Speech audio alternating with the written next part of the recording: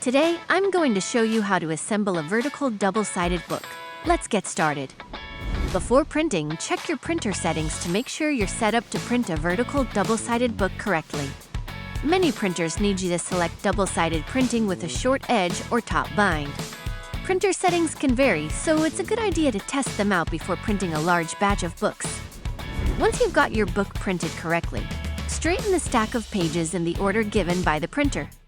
Fold the whole stack in half, making sure to line up the edges and corners.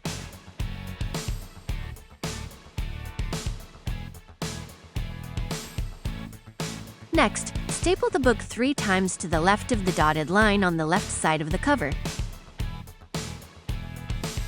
To protect hands from the staples, place a strip of 1-inch tape along the left side of the cover, using the dotted line as a guide.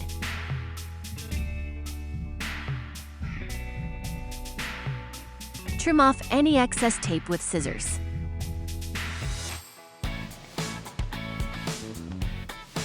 And there you have it. You've just created a vertical double-sided book. Enjoy!